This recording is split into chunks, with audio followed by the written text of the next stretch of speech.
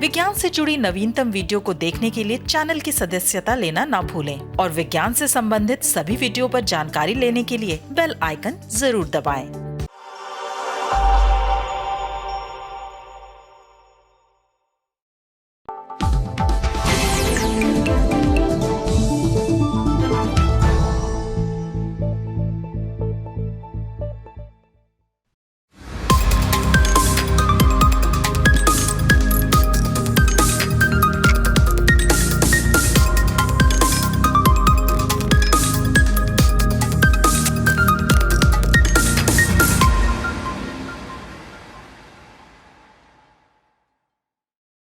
नमस्कार।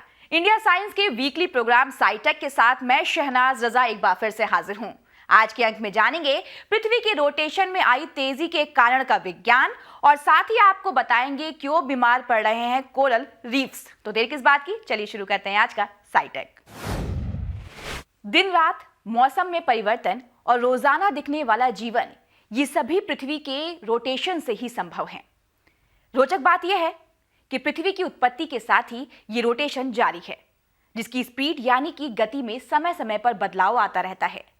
हाल ही में वैज्ञानिकों को पता चला है कि पृथ्वी के रोटेशन में तेजी आई है, जो पूरे दिन की अवधि को प्रभावित कर सकती है। कैसे, आइए देखते हैं।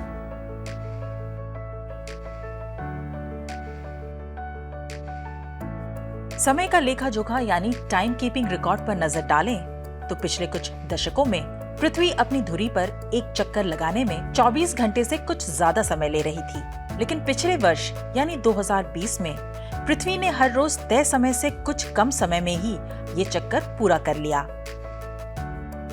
पृथ्वी के रोटेशन में आई तेजी का क्या असर होगा, ये जानने से पहले आइए टाइम कीपिंग को समझते हैं। समय का लेखा जोखा सटीक बनाए रखना इतना आसान नहीं था। वर्ष 1960 तक ये संभव नहीं हो पाया था, लेकिन पिछले 50 वर्षों से वैज्ञानिक टाइम कीपिंग के लिए आणविक घड़ी का इस्तेमाल कर रहे हैं। आणविक घड़ियां सीजियम या रुबिडियम जैसे परमाणुओं की रेजोनेंस फ्रीक्वेंसीज यानी कि प्रतिध्वनि आवृत्तियों का इस्तेमाल कर मिलीसेकंड तक के सटीक समय का पता लगा पाती हैं।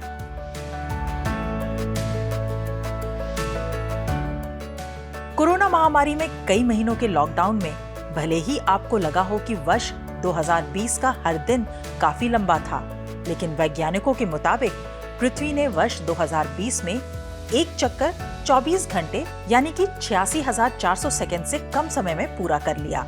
रोचक बात ये भी है कि 1960 से दर्ज किए गए सबसे छोटे दिनों के आंकड़ों में 28 दिन केवल 2020 में थे। टाइम कीपर रिकॉर्ड के मुताबिक 19 जुलाई 2020 का दिन 1.4602 मिलीसेकंड्स कम लंबा दर्ज किया गया। टाइम कीपिंग रिकॉर्ड के दर्ज अब तक के आंकड़ों में ये सबसे छोटा दिन था।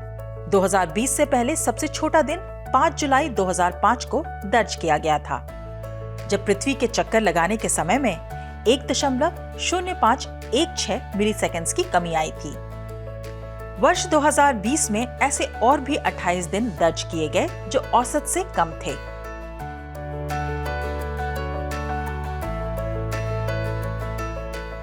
पृथ्वी के रोटेशन में तेजी के कारण अंदाजा लगाया गया है कि दिन में सामान्य से करीब 0.05 मिलीसेकंड छोटे होंगे।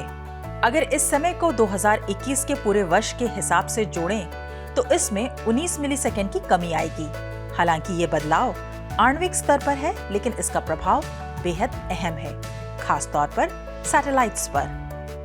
सैटेलाइट और संचार उपकरण के समय को सोलर टाइम के साथ मिलाकर सटीक रखा जाता है, जिसमें समय का बीतना आकाश में सूर्य की स्थिति पर निर्भर करता है। ऐसे में वैश्विक समय को सटीक रखने के लिए इसमें लीप सेकंड जोड़ा या घटाया जाता है।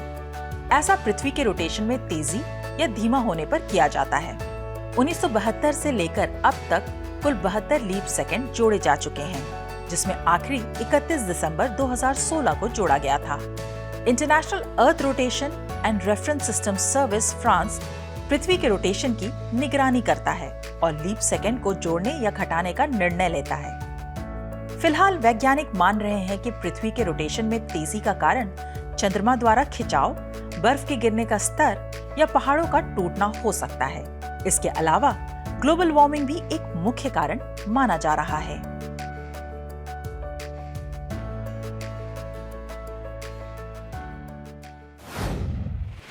शोधकर्ताओं ने गर्मी से प्रभावित कोरल यानी कि मूंगे का पता लगाने वाली तकनीक की खोज की है। इस तकनीक के जरिए कोरल की उन प्रजातियों का पता लगाया जा सकेगा जो ग्लोबल वार्मिंग की वजह से बढ़ते तापमान और गर्म होते समुद्र से प्रभावित हैं। कैसे? आइए देखते हैं।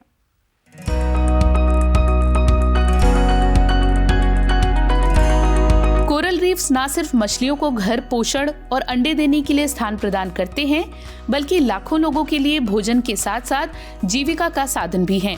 इतना ही नहीं, कोरल रीफ्स तटीय क्षेत्रों को तूफानों से बचाव और कटाव में संरक्षण में भी मदद करते हैं। लेकिन ग्लोबल वार्मिंग के कारण समुद्र के बढ़ते तापमान ने कोरल्स को काफी प्रभावित किया है और नतीजा है कोरल्स का बीमार हो जाना और ब्लीचिंग अवस्था में पहुंच जाना, यानी कि रंगीन से सफेद रंग में परिवर्तित हो जाना।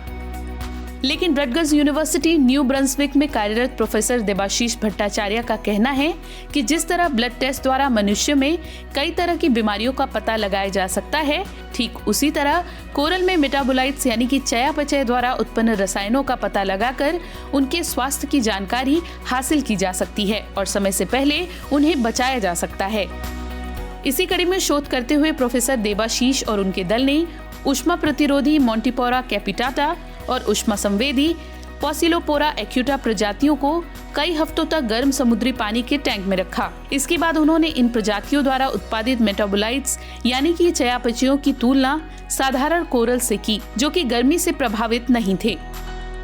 शोध के परिणामों में पहली बार वैज्ञानिकों को ऐसे अनोखे मेटाबोलाइट का पता चला है जिसका उपयोग मुख्य रूप से गर्मी प्रभावित कोरल्स की पहचान उनकी ब्लीचिंग अवस्था में पहुंचने से पहले किया जा सकेगा।